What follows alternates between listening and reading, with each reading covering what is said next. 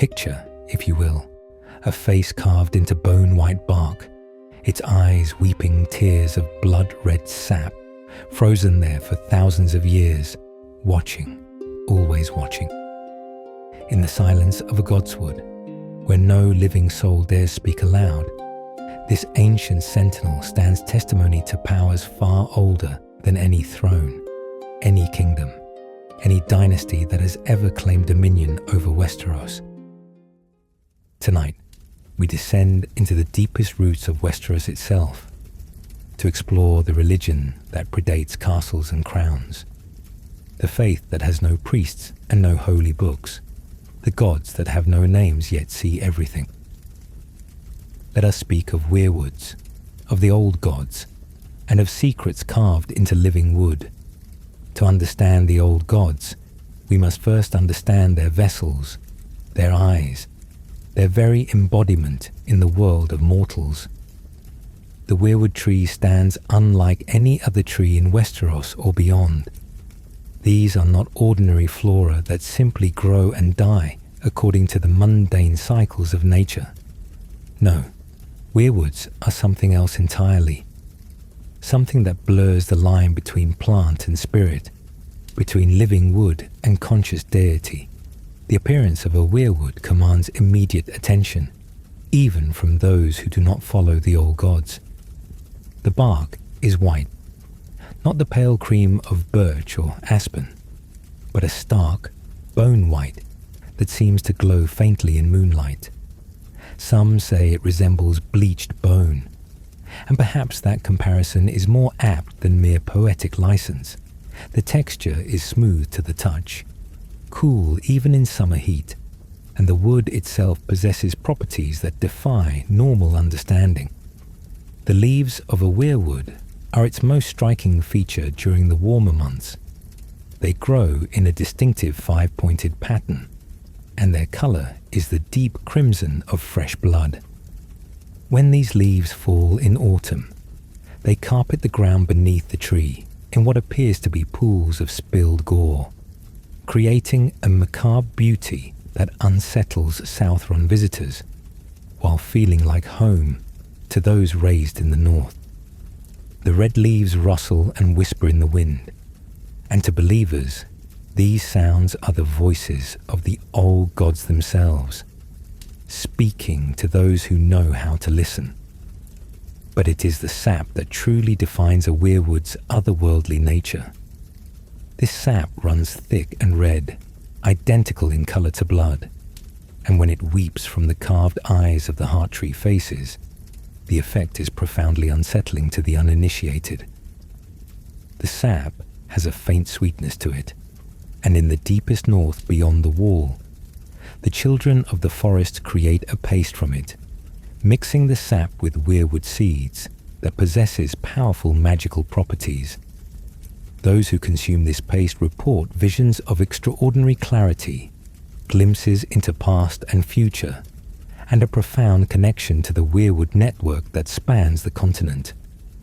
The faces carved into weirwoods are perhaps their most iconic feature, the element that transforms these trees from remarkable specimens into objects of religious veneration and supernatural power. The children of the forest began this practice in the Dawn Age, long before the coming of the first men. Using tools of dragon glass, those sharp volcanic blades that can cut through flesh and wood with equal ease, they carved visages into the trunks of the great white trees. These faces are not uniform or standardized. Each one is unique, bearing its own expression, its own character. Some faces are sorrowful, with downturned mouths and eyes that seem to weep eternally. Others appear fierce or angry, with mouths agape as if caught mid-scream. Still others seem contemplative, almost serene, watching the world with an expression of infinite patience.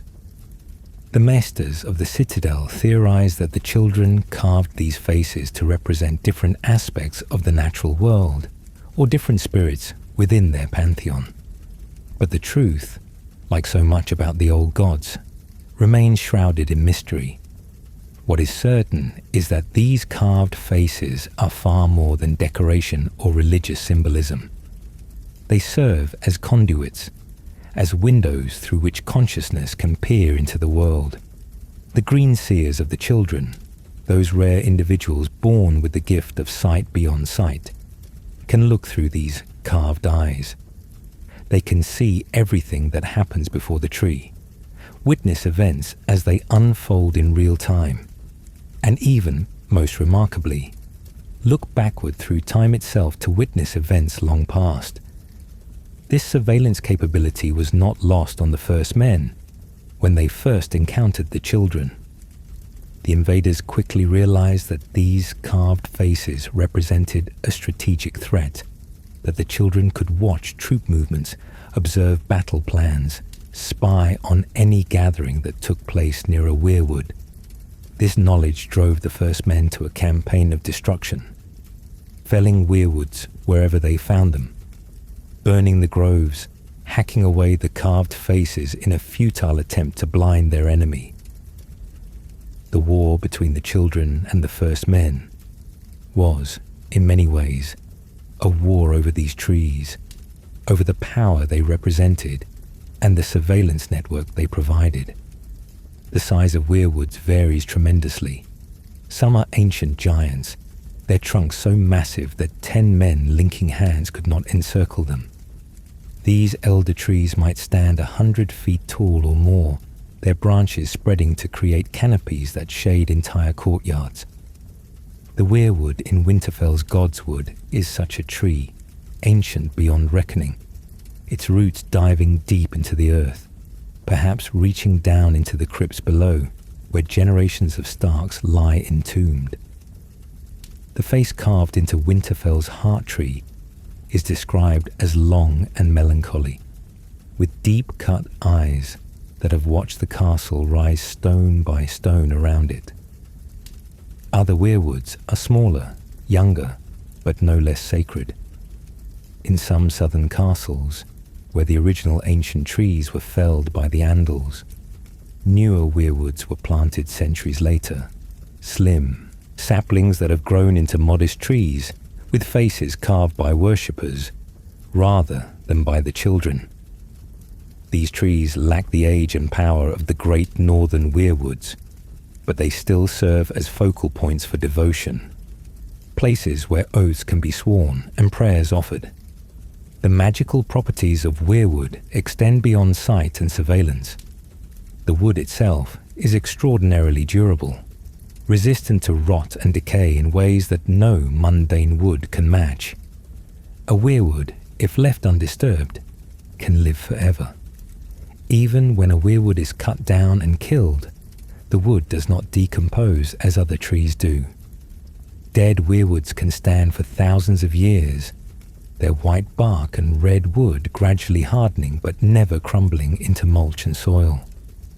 This durability makes Weirwood valuable as a material, though its sacred nature means it is rarely used for common purposes.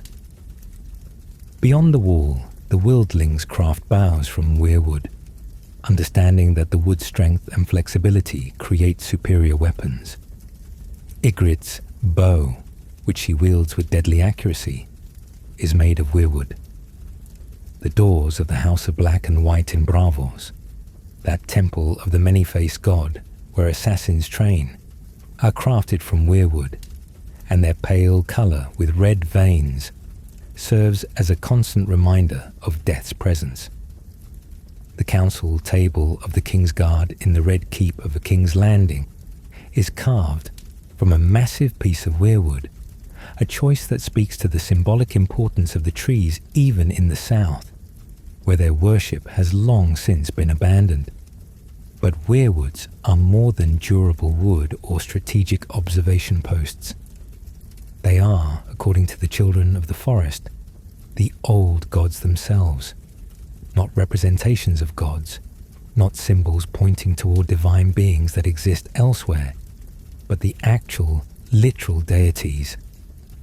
When a child of the forest dies, they believe their spirit joins with the Weirwood trees, becoming part of that vast networked consciousness that exists in the wood and the leaves and the roots. In this way, the Weirwoods are repositories of memory, living libraries that contain within them the accumulated knowledge and experience of thousands of years.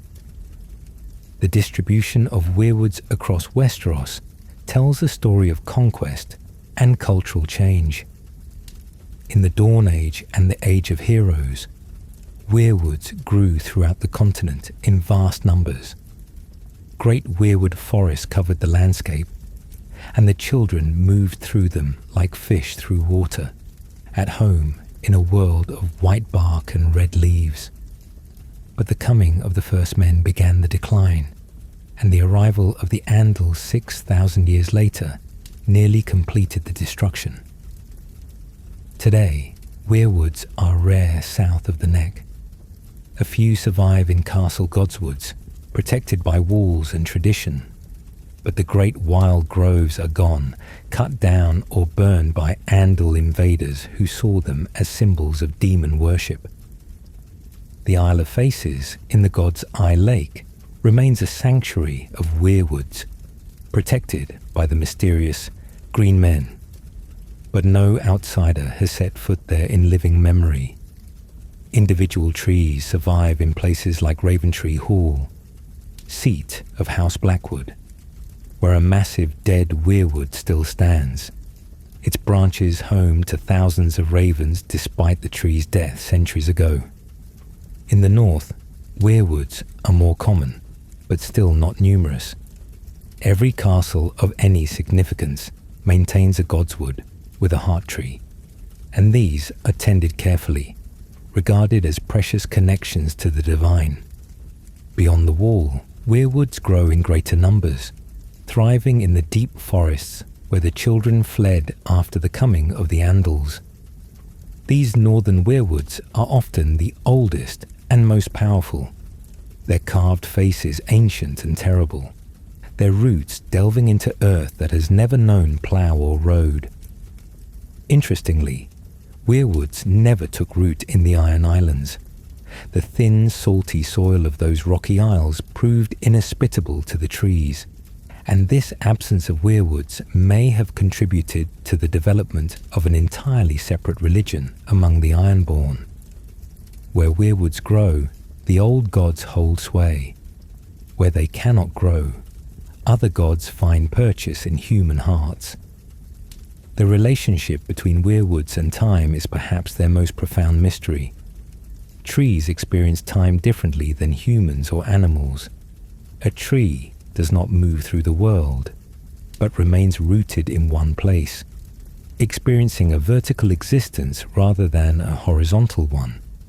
It grows up and down, spreading branches toward the sun and roots into the earth, but it does not travel. Its experience of time is therefore fundamentally different from that of mobile creatures who measure their lives in journeys and changes of location. For a weirwood, with its magical nature and potential immortality, time becomes something even stranger. When a greenseer bonds with a weirwood, connecting their consciousness with the tree's ancient awareness, they report that past, present, and future blur together. The tree has no sense of yesterday or tomorrow, only an eternal now that encompasses everything that has ever happened or will happen before it. This timeless perception is what allows greenseers to look backward through the centuries, to witness events from the Dawn Age as clearly as they see the present moment. Bran Stark, in his journey to become the three-eyed raven, learns this truth firsthand. When he connects with the Weirwood network, he discovers that he can watch his father Ned as a young man, can witness the building of Winterfell, can see the Long Night when it descended on Westeros 8,000 years before his birth. The Weirwood serves as both telescope and time machine, a window that looks not across space, but across the ages. This temporal fluidity raises profound questions about the nature of destiny and free will in Westeros. If the Weirwoods can see the future as well as the past, if they observe events that have not yet occurred with the same clarity as historical moments, then what does that mean for the choices made by those who walk beneath their branches? Are the old gods merely observers, or do they intervene, shaping events through the whispers they send into the minds of believers? Can the future be changed, or is it as fixed and immutable as the past, simply waiting to be observed through the carved eyes of an ancient tree? The Weirwoods stand as monuments to a lost age, to a time when magic was common and the boundary between natural and supernatural was thin to non-existence. They are the last remnants of the world the children of the forest built, a world where trees were gods and gods were trees, where the forest itself was alive and aware, watching and remembering everything. In their white bark and red leaves, in their carved faces and weeping sap, in their roots that drink blood and their branches that have borne the bodies of sacrificial victims, the Weirwoods embody the strange and terrible beauty of the old gods, of a faith that demands nothing yet sees everything, that has no priests yet speaks to every believer, that promises no afterlife yet offers immortality within the wood. To speak of Weirwoods is to speak inevitably of those who carved them, who tended them, who believed in them, not as symbols, but as literal vessels of divinity. The children of the forest predate humanity in Westeros by uncounted millennia, and their story is the story of magic itself, of a world that existed before iron and bronze, before agriculture and cities, before the long, slow march toward what we call civilization. The children were small, standing no taller than human children, even when fully grown, which is precisely how they earned their name from the first men who first encountered them.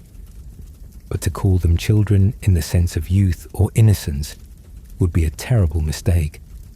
These were ancient beings, wise beyond human comprehension, inheritors of magical traditions that stretch back to the very dawn age when the world was young and all things seemed possible. Their appearance marked them as distinctly non-human. The skin of the children was nut brown, dappled with spots of green and gold, like the dappled sunlight filtering through forest canopy. Their eyes were large and slanted, usually golden or green, sometimes red, and these eyes could see in darkness where human eyes would be blind. Most strikingly, their hands bore only 4 digits, 3 fingers and a thumb, and each digit ended not in a fingernail, but in a sharp black claw suitable for climbing trees and tearing bark. The children wore no woven cloth, for they had never developed weaving or metallurgy. Instead, they dressed in garments made from the forest itself. Shirts of woven leaves that rustled as they moved, mantles of bark stripped from trees and shaped to their small frames, decorations of flowers and vines that grew as they were worn. They were extensions of the forest, and the forest was an extension of them, a relationship so intimate that it transcended what we might call symbiosis to become something closer to identity.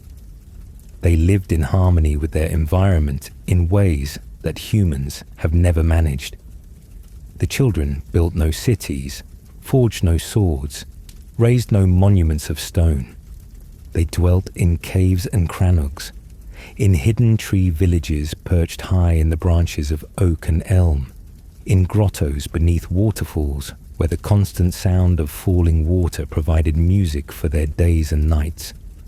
They hunted with bows crafted from weirwood and arrows tipped with dragonglass, that volcanic glass sharper than any steel, and they took only what they needed, never more. But the children's true power lay not in their tools or their homes, but in their magic.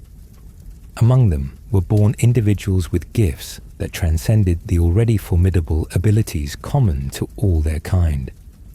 These were the greenseers, the wise ones, the shamans, who served as both priests and leaders for their people. The term green seer derives from their distinctive eyes. For those born with the gift had eyes of green or red, rather than the gold common to their race, marking them as chosen by the old gods for a special destiny.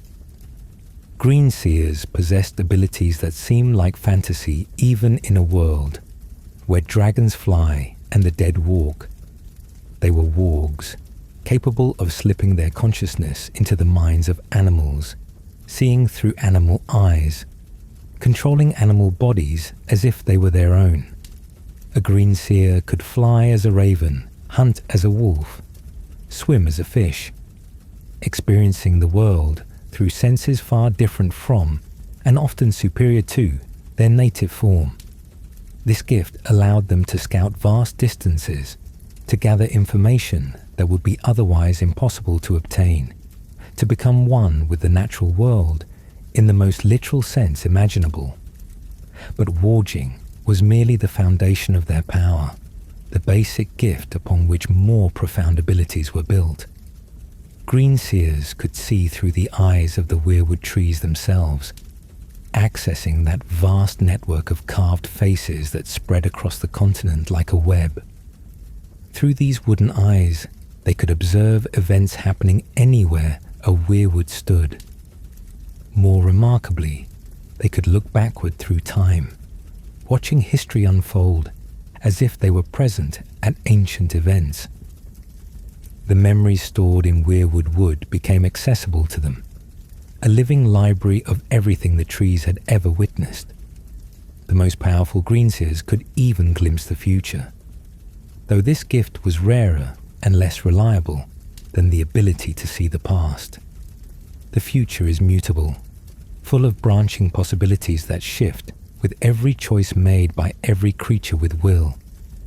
But sometimes, the flow of events narrows to a single channel, and in those moments, a greenseer could perceive what must come to pass. Jojen Reed, a human boy born with a touch of greenseer blood, experiences these prophetic dreams, and they drive him with an almost fatalistic certainty to ensure that events unfold as he has seen them. The relationship between greenseers and weirwoods went beyond mere surveillance or communication. When a greenseer grew old, when death approached, they did not simply pass into nothingness. Instead, they underwent a transformation, a merging with the weirwood network that elevated them from mortal to something approaching divine. The greenseer would bind themselves to a weirwood tree, allowing the roots to grow into and through their body, piercing flesh, wrapping around bone, until the boundary between person and plant became impossible to distinguish. This merging was irreversible and eternal. The greenseer's body would gradually transform, becoming more wood than flesh, though consciousness and awareness remained. They could no longer speak with tongue and lips, could no longer move limbs that had become roots, could no longer experience the physical world through mortal senses. But in exchange for this sacrifice, they gained access to the full power of the weirwood network, could see through every carved face simultaneously, could access memories going back thousands of years, could influence the world through subtle whispers and visions sent to those who worshipped the old gods. The process was described by Leaf, one of the last surviving children, to Bran Stark. She explained that this merging extended a greenseer's lifespan dramatically. Where children normally lived for 200 years or more, a greenseer bound to a weirwood could persist for 1,000 years or longer, though their existence in that state could hardly be called life in any conventional sense. They became part of the tree, part of the network, part of the collective consciousness that followers of the old gods called divine. Brynden Rivers, called the Three-Eyed Raven, demonstrates this transformation in its fullest expression. Once a human lord and hand of the king, He disappeared beyond the wall and spent decades, or perhaps even a century, bound to a weirwood in a cave far to the north. When Bran finally finds him, Brynden has become more tree than man. His body pierced through by weirwood roots, his skin pale and papery, one eye socket empty and the other containing a single red eye that is also the eye of the tree itself. He has become the last greenseer, the final bridge between the age when such power was common and the diminished present. But the children were far more than their greenseers alone. Every child possessed some degree of magical ability, some connection to the natural world that went beyond human ken. They could sing songs that calmed animals or drove them to frenzy, could call birds from the sky and fish from streams, could encourage plants to grow or wither with their voices alone. In times of desperate need, they could work magic of staggering scale, reshaping the very land itself. The Hammer of the Waters stands as the most dramatic demonstration of the children's collective power. When the first men first crossed the Arm of Dawn into Westeros, beginning their inexorable expansion across the continent, the children recognized the existential threat these invaders represented. In desperation, the Greenseers gathered, perhaps hundreds of them, and through song and prayer and gruesome blood sacrifice, they called upon the old gods to save them. What followed was cataclysm. The very land itself shattered and sank, the Arm of Dawn breaking apart into the chain of islands now called the Stepstones. The sea rushed in, drowning thousands, cutting Westeros off from Essos. But the first men adapted, building boats, continuing their invasion by sea rather than by land. The children tried the same magic again at Moat Cailin, attempting to flood the neck and separate the north from the rest of Westeros. They succeeded in creating the marshes and bogs that still make the neck a formidable barrier, but they could not complete the separation. Their power was waning, or perhaps the old gods themselves refused to unleash such destruction a second time. The cost of such magic was terrible. Legends speak of hundreds of Greenseers feeding 1,000 captive men to the Weirwoods, blood sacrifice on a scale that defies comprehension. Other versions claim the children sacrificed their own young, offering the blood of innocence to fuel magic powerful enough to reshape continents. Whether these accounts are literal truth or exaggeration, they speak to a fundamental principle of magic in this world. Power requires sacrifice, and great power requires great sacrifice. The war between the children and the first men lasted for thousands of years, a grinding conflict of attrition that neither side could win. The first men had numbers, had bronze weapons, had horses that allowed them to move quickly across open ground. The children had magic, had intimate knowledge of every forest and cave, had the support of the Weirwood network that let them coordinate across vast distances. Neither could gain decisive advantage, and slowly, both sides came to understand that continued warfare would destroy them both. The pact signed at the Isle of Faces ended the war and began a new age. But for the children, the pact marked the beginning of a long decline. They had given up claim to the open lands, retreating to the deep forests that humans would leave unmolested. But forests, once vast, gradually shrank as human population expanded. Trees fell to axes, clearings became farms, wilderness became cultivated land. The children's territory contracted with each passing generation. The relationship between the children and the first men after the pact was complex. Neither partnership nor enmity, but something in between. The first men adopted the old gods as their own, worshipping the Weirwoods, maintaining godswoods in their castles, swearing oaths before heart trees, Whether this conversion was genuine religious conviction or a political necessity required by the pact remains debatable. Some scholars suggest the children used their greenseer powers to influence First Men leaders, sending dreams and visions that encouraged worship. Others argue that the First Men recognized the power inherent in the Weirwoods and sought to gain access to that power through devotion. There is also the question of interbreeding.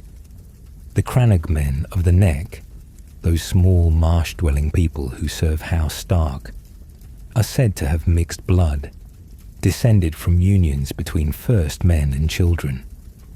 If true, this would explain their diminutive stature, their affinity for living in harmony with their environment, and the unusual frequency of greenseer gifts among their people. Jojen and Mira Reed, both Crannog men, demonstrate abilities that are rare elsewhere, but were common among the children. The long night that descended on Westeros 8,000 years ago forced children and First Men into true cooperation. When the White Walkers came from the far north, bringing winter that lasted a generation and death that rose again in service to ice and darkness, both races faced extinction. They fought together, combining human strength and numbers with the children's magic. The children's greenseers helped Bran the Builder construct the wall, weaving protective wards into the ice that would bar the White Walkers from crossing for 8 millennia. But this cooperation came at tremendous cost for the children. They were already diminished, their numbers dwindling, and the war against the White Walkers killed many more. In some twisted sense, the White Walkers were the children's creation, though that creation had escaped their control. During the wars with the First Men, in desperation, the children had taken a captive and performed a dark ritual, driving a shard of dragon glass into his heart while he was bound to a weirwood. This act created the first White Walker, the Night King, a weapon meant to fight humanity. But the weapon turned on its creators, and the children spent millennia trying to undo what they had wrought. After the long night, the children continued their slow fade from the world. When the Andals invaded 6,000 years ago, bringing the faith of the Seven and viewing the old gods as demons, they hunted the children mercilessly. The Andals cut down weirwoods wherever they found them, hacking away the carved faces, burning the groves. They killed any children they encountered, believing their magic to be an abomination. The few children who survived fled north, beyond the wall, into the deep forests where humans feared to follow. By the time of the War of the Five Kings, the children are believed extinct. Even in the north, they are considered legends, stories told to frighten or entertain children, but nothing more. The Mesters of the Citadel doubt they ever existed at all, suggesting they were merely myths created by primitive First Men to explain natural phenomena they did not understand. But the children endure, barely, in hidden places far from human habitation. In a cave deep beyond the wall, a handful remain, led by one called Leaf, who can still speak the common tongue. They live in darkness lit by the glow of weirwood roots that fill the cave like veins, tending to the last greenseer, teaching Bran Stark the secrets that his bloodline has always carried. They are the last of their kind, the final remnant of a race that once shaped the destiny of an entire continent.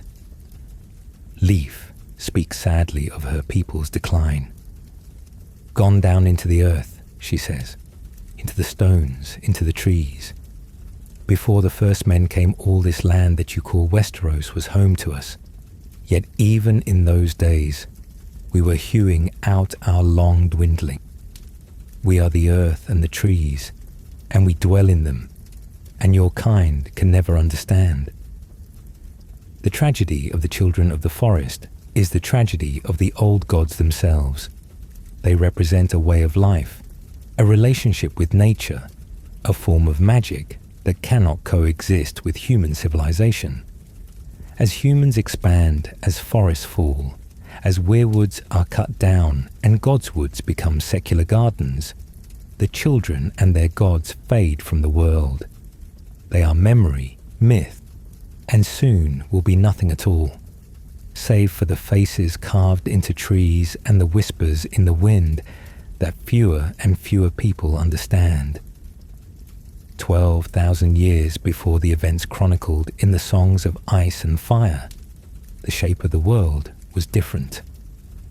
Where the stepstones now scatter across the narrow sea like broken teeth, there once stretched a land bridge connecting Westeros to Essos. Through this passage, called the Arm of Dawn, came a people who would change everything.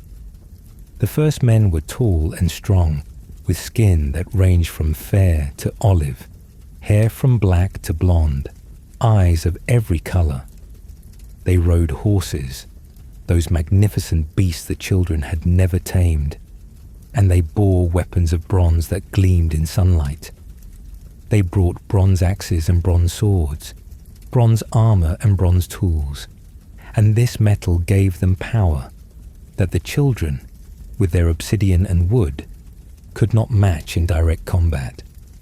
But the first men brought more than just horses and bronze. They brought ambition, a drive to reshape the land to suit their purposes, rather than adapting themselves to the land as the children had done. They looked at forest and saw only timber waiting to be harvested. They looked at clearings and saw fields waiting to be planted. They looked at rivers and saw mill sites, at hills and saw quarries, at the wild abundance of Westeros, and saw only resources awaiting exploitation. The conflict was perhaps inevitable. The first men needed land for their expanding population, and land in Westeros was covered with forest. So they began to cut. Bronze axes bit into oak and elm, hawthorn and chestnut, and trees that had stood for centuries fell before the inexorable advance of human settlement. The first men built ring forts and villages, cleared land for planting, created pastures for their horses and the cattle they brought with them. But they also cut down weirwoods. Perhaps at first this was simply because weirwoods grew among the other trees, and the first men saw no reason to spare one tree over another. But they quickly learned that the weirwoods were different, were sacred to the children, and more importantly, were being used to spy upon them. The carved faces in the weirwoods watched every movement, observed every gathering, and the children used this surveillance to deadly effect, launching ambushes, avoiding first men patrols, always seeming to know where the invaders would strike next. So the first men began targeting the weirwoods specifically. They felled the great trees wherever they found them, hacked away the carved faces, burned the wood to ash. In the riverlands, they even built a castle called the Bower entirely from weirwood timber, a structure that must have radiated power, but also served as a desecration, a statement that the first men recognized no sanctity in the wood. The children responded with the full fury of their magic. Greenseers called upon the old gods, and the land itself became a weapon. Trees came alive, their branches reaching down to throttle invaders, their roots rising up to entangle legs and drag men down into earth that opened to swallow them. Beasts of the forest, from bears to wolves to shadow cats, descended upon first men's settlements, driven to frenzy by the songs of the children. The very earth shook as the hammer of the waters fell, shattering the arm of dawn, drowning thousands, cutting off reinforcements from Essos. But the first men were persistent. They adapted to every strategy the children employed, learned to avoid the deep forests where children held advantage, focused their settlements on open ground and hills where cavalry could operate effectively. They bred rapidly, and for every warrior the children killed, 3 more arrived to take his place. Bronze met obsidian again and again, and slowly the children were pushed back, their forests shrinking, their sacred groves cut down, their people diminished by a war they could not win. The war lasted for thousands of years, generations of conflict that became the defining fact of both cultures. Young first men grew up knowing only war, learning from childhood that the forest was enemy territory and every shadow might hide a child with a poisoned arrow. Young children grew up knowing that the first men would destroy everything, that the only choice was to fight or be erased from existence. Neither side could remember a time before the war, could imagine what peace might look like. But wars, even wars that last millennia, must eventually end. Both sides grew weary of bloodshed, and perhaps both began to recognize that continued conflict would leave only corpses and ruins. The first men controlled the open lands, but could not penetrate the deep forests without suffering terrible losses. The children held the forests, but watched their territory shrink with each passing century, knowing that time favored their enemy. Something had to change. The pact signed at the Isle of Faces is one of the pivotal moments in Westerosi history, though few in the present day remember its significance, or even believe it occurred at all. Representatives of both peoples met on a small island in the center of the God's Eye Lake in the Riverlands. The Greenseers came for the children, those wise leaders who could speak for their entire people. The chiefs and heroes of the first men came to represent humanity, men whose names are long forgotten, but whose choices shaped the future of a continent. The terms of the pact were straightforward. The first men would be granted dominion over the coastlands, the high plains, the bright meadows, the mountains, and the bogs. They could settle these places, could farm and build as they wished. But the deep forests would remain the domain of the children forever, untouched by axe or plough. Most importantly, the first men agreed never to cut down another weirwood, to leave the sacred trees in peace regardless of where they stood. To seal this agreement, to make it binding before the gods themselves, the children carved faces into every weirwood on the Isle of Faces. Where before perhaps some trees bore faces and others did not, now every tree became a witness to the pact. The old gods, looking through these hundreds of wooden eyes, would ensure that both sides honored their oaths. To break the pact would be to lie before the gods, and it is said that no one can lie in the presence of a weirwood. A new order was established to guard the Isle of Faces and tend its weirwoods. The Green Men, as they came to be called, were charged with this sacred duty. Whether the Green Men were children who remained on the island, or first men who took up the worship of the old gods, or perhaps even hybrids born of unions between the two races, remains a matter of speculation. They have not been seen by outsiders in thousands of years, and the Isle of Faces discourages visitors with mists and currents that make approach difficult. But the most remarkable consequence of the pact was religious conversion. The first men, those invaders who had spent thousands of years cutting down the children's sacred trees, adopted the old gods as their own deities. They began creating godswoods within their castles and villages, planting weirwoods, carving faces into the trees, swearing oaths before them, treating them as sacred in the same way the children had always done. Why did this conversion occur? The pact required respect for weirwoods, but it did not mandate worship of the old gods. The first men could have agreed to leave the trees alone while maintaining their own religion, whatever that might have been.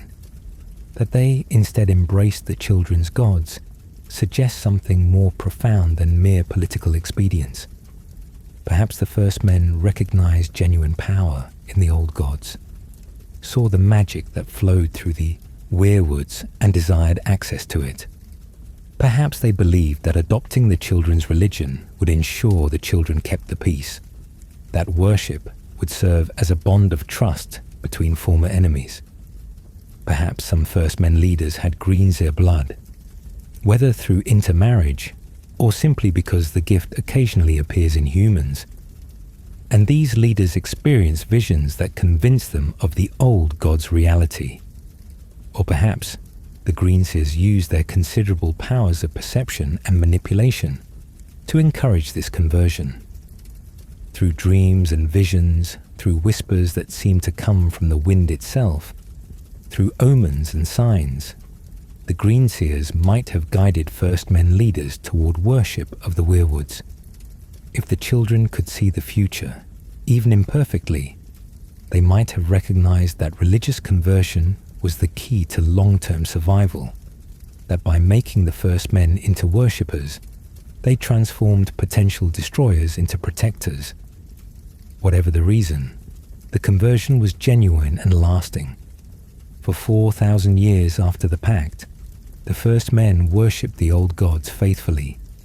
They maintained godswoods, carved faces into heart trees, taught their children to respect the Weirwoods and the children who dwelt in the deep forests. The Age of Heroes dawned, a golden age when both races lived in harmony, when great First Men leaders like Bran the Builder and Lan the Clever walked the land, when legendary deeds were accomplished that became the foundation for countless songs. During this long age, the First Men and the children faced threats together.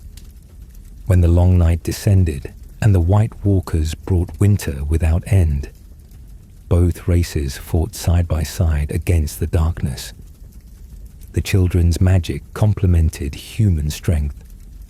Greenseer visions guiding armies, animal scouts providing intelligence, while human warriors formed the shield wall against which the dead broke themselves.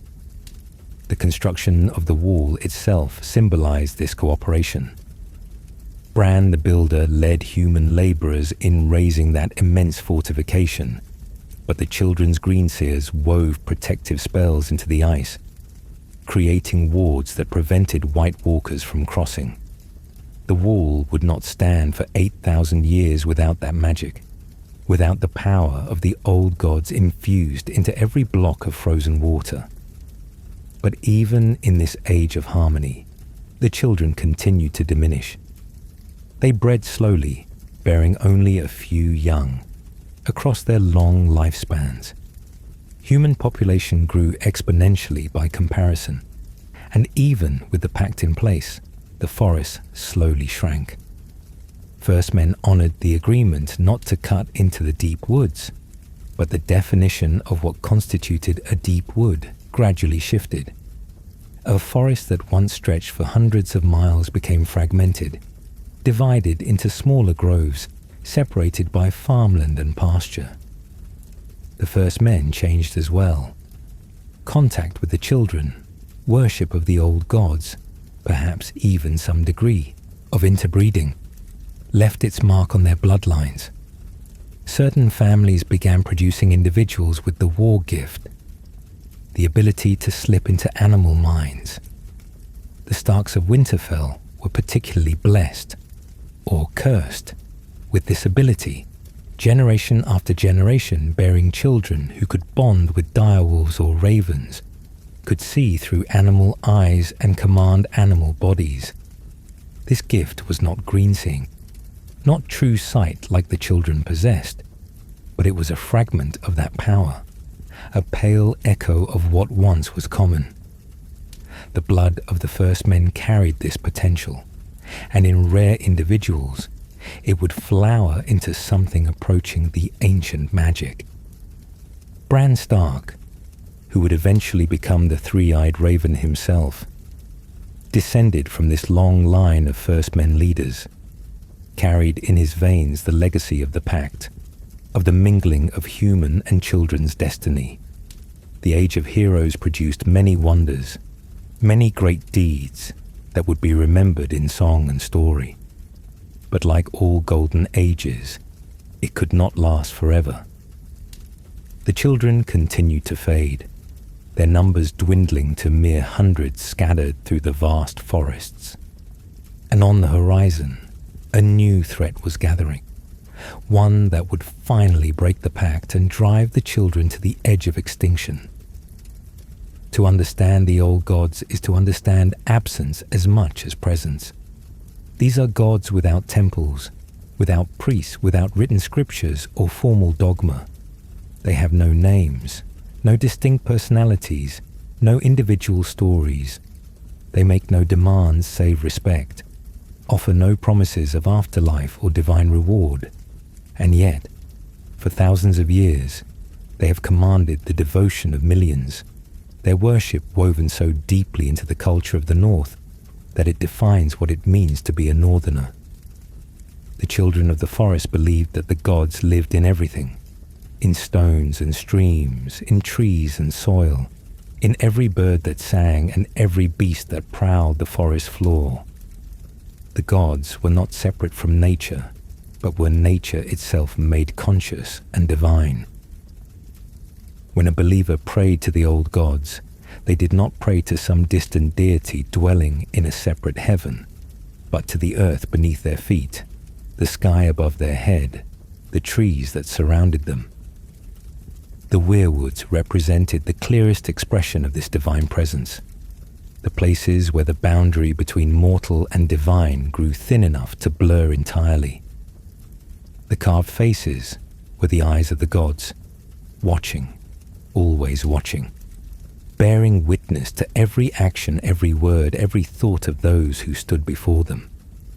In this sense, the old gods were omniscient, at least within the range of their sight, and their sight extended to every weirwood in Westeros. This surveillance created a unique religious dynamic. Worshippers did not simply believe their gods existed somewhere far away. They knew the gods watched them constantly, saw their deeds both noble and shameful, witnessed truth and lies with equal clarity. This knowledge shaped behavior in profound ways. A man might lie to his lord, might cheat his neighbor, might commit secret sins away from human eyes. But he could not lie to the old gods, not truly, for they saw everything through the Weirwood faces. The belief that one cannot tell lies in the presence of a heart tree is fundamental to the faith. Oaths sworn before a Weirwood carry tremendous weight, considered unbreakable save by the most honourable and damned. When Jon Snow and his brothers of the Night's Watch speak their vows, they do so before a Weirwood beyond the wall, calling upon the old gods to witness their words and hold them accountable. When Ned Stark judges men and dispenses justice, he does so with the knowledge that the old gods watch him through the Winterfell heart tree, bearing witness to his decisions. Marriages performed according to the old gods follow a simple but profound ceremony. The bride is escorted to the godswood by her father or the closest male relative, proceeding through the trees to where the groom waits before the heart tree. There are no formal words that must be spoken, no specific liturgy. The identity of the bride and groom is established, the person giving the bride away is acknowledged, and the bride is asked if she accepts this man as her husband. Upon her agreement, the couple kneels before the heart tree in silence, praying to the gods without need for spoken words. They rise. The groom removes his bride's maiden cloak and replaces it with a cloak bearing his house colours, marking her as part of his family. The gods have witnessed the union, and that is what makes it sacred. This simplicity extends to all aspects of the faith. There are no holy days that must be observed, no festivals required by divine command. There are no sacred texts to study, no theological debates about interpretation of scripture. Prayer is performed in silence, each believer communing with the gods in their own way, speaking from the heart rather than reciting memorized words. The faith is deeply personal, each worshipper developing their own relationship with the divine without intermediaries or institutional structure. The absence of priests is perhaps the most striking difference between the old gods and other religions in Westeros. The faith of the Seven maintains a complex hierarchy of septons and scepters. The Lord of Light has his red priests and priestesses. The drowned god has his drowned men who lead rituals and interpret omens. But the old gods have no clergy whatsoever. A lord who worships the old gods is no closer to the divine than the lowest peasant in his domain. All stand equally before the heart tree. All are equally seen by the watchful faces. This equality creates a faith that is simultaneously egalitarian and deeply tied to blood and ancestry. Anyone can worship the old gods, can pray in a godswood, can seek communion with the divine. But certain bloodlines carry stronger connections to that. Rivalry had been purified by their champion's choice, cleansed of the foreign corruption that had sought to turn creative tension into destructive hatred. They argued now, as they had always been meant to, not as enemies seeking to destroy each other, but as complementary forces whose eternal competition drove the evolution and adaptation of their beloved children across the stars. The lesson their greatest champion had learned through suffering and sacrifice now echoed through every orc soul in the galaxy. Their god's rivalry was not a burden to be borne, but a gift to be celebrated. Not a weakness to be overcome, but a strength to be channeled toward purposes greater than any single vision could contain. The war would continue, but it would be different now, tempered by wisdom earned through adversity, strengthened by bonds forged in the fires of conscious choice, and guided by the understanding that true power came not from avoiding failure, but from choosing to grow stronger through surviving it. Mag Uruk Thraka, standing on the observation deck of his scarred but enduring space hulk, felt the twin voices of his gods with perfect clarity as he gazed out at the endless expanse of stars.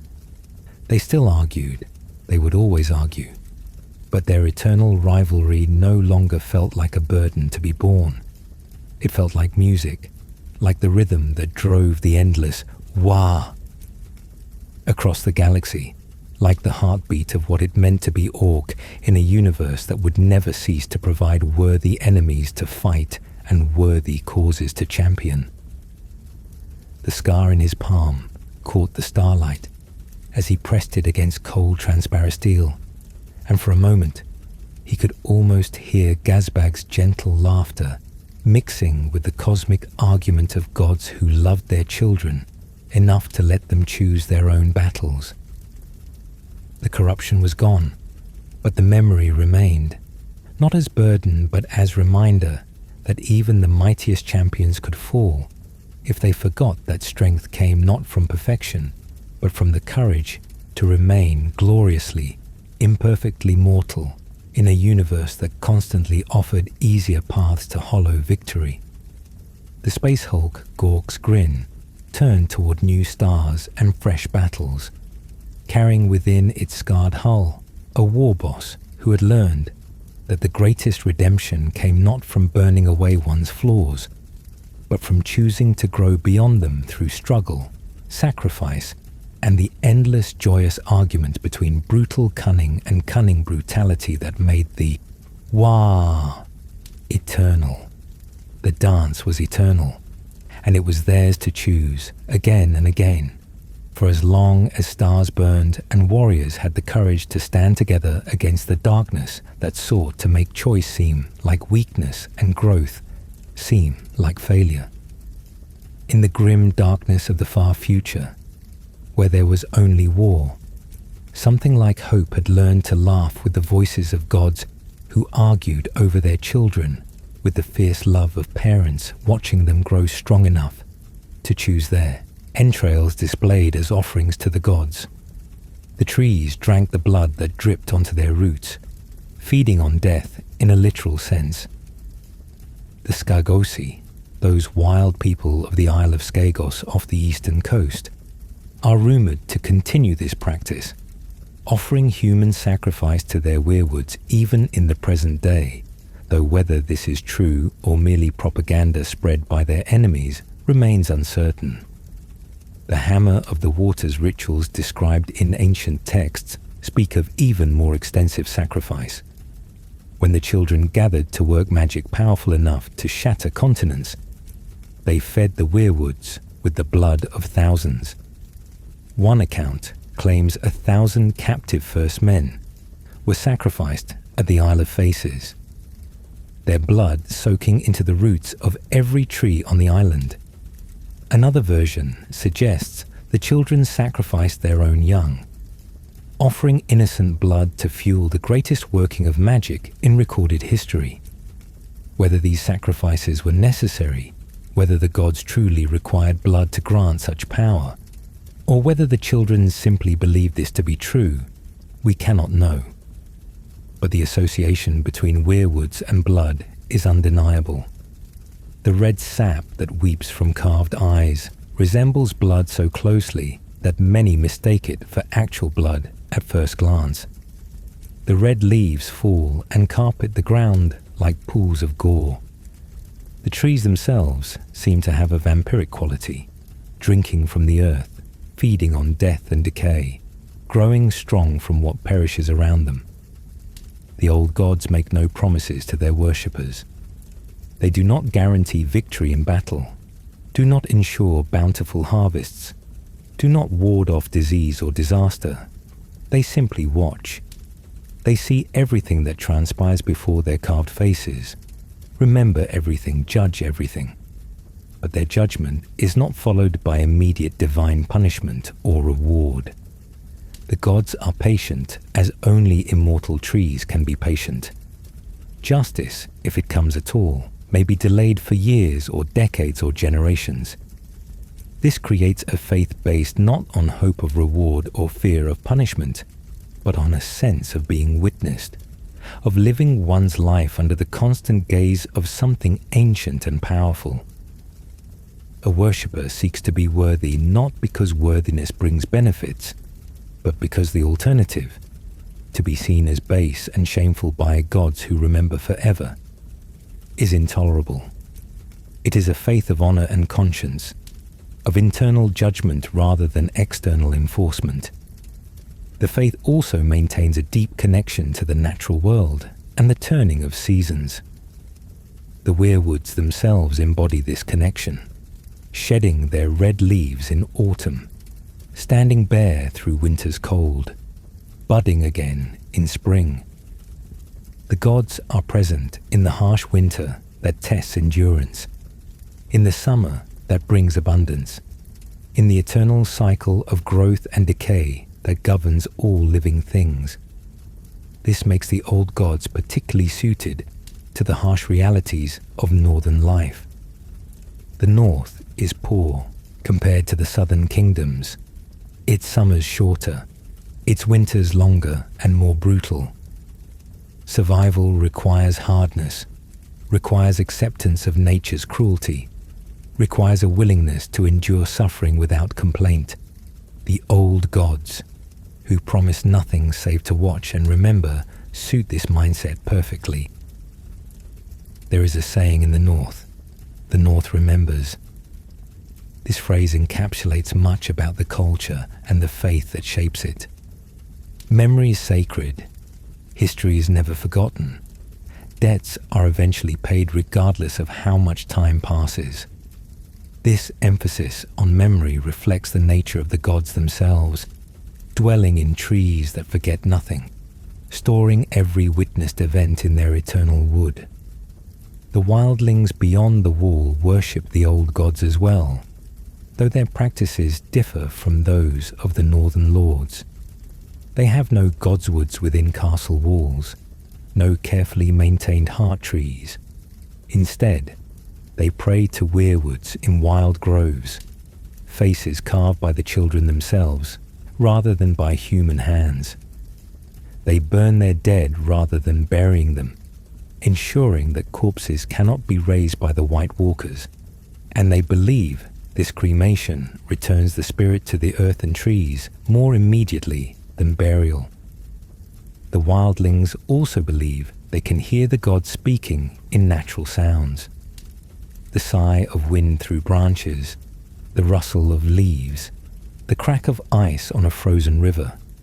These are interpreted as the voices of the old gods communicating with those who know how to listen. A wildling chieftain might seek guidance by sitting before a weirwood in silence, waiting for the wind to speak, interpreting the sounds of the forest as divine messages. This belief is not entirely superstition.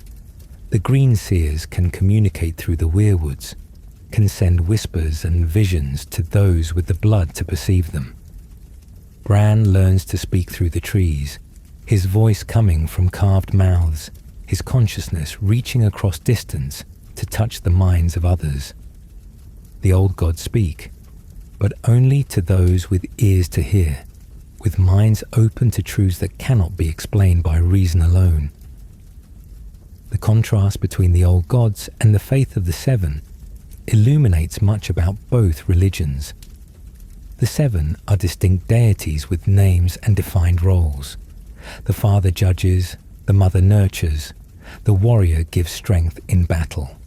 They have a complex theology, a written text in the seven-pointed star, an organized church with septons and scepters who interpret doctrine. They promise an afterlife in the seven heavens or the seven hells, depending on the righteousness of one's life. The old gods are nameless, formless, making no clear promises and issuing no specific commands. Their clergy is the forest itself. Their scripture is written in the rings of trees and carved in wooden faces. They do not promise an afterlife so much as offer dissolution into nature, becoming part of the eternal cycle.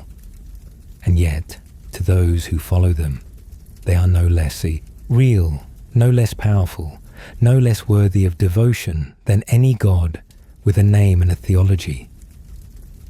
In the darkness before dawn, in groves lit only by moonlight filtering through blood-red leaves, ancient priests once performed rituals that modern meisters study with a mixture of fascination and horror. The old god's faith, for all its seeming simplicity and passive observation, was born in blood and sustained by blood across millennia. To understand the religion fully requires confronting these darker aspects, these practices that seem barbaric to southern sensibilities, but were considered sacred by those who performed them. The relationship between weirwoods and blood is fundamental to their nature. The sap that weeps from carved eyes is red as blood, tastes faintly of iron and earth, and the trees seem to respond to the presence of blood with a vitality that cannot be entirely explained by normal biological processes. When blood is spilled near a weirwood, when it soaks into the roots feeding the tree, something changes. The faces seem more alive, the eyes more watchful, as if the trees draw power from the life force contained in blood. The children of the forest understood this principle intimately. Their magic, particularly the greatest workings that reshaped land and sea, required sacrifice on a scale almost incomprehensible to modern minds. The breaking of the arm of dawn did not happen through simple prayer or force of will. It required fuel, and that fuel was blood and death measured in thousands. The accounts vary, as ancient accounts always do, filtered through time and oral tradition before being finally recorded by skeptical meisters who doubted their truth. One version claims that hundreds of greenseers gathered at the Isle of Faces, bringing with them 1,000 captive first men.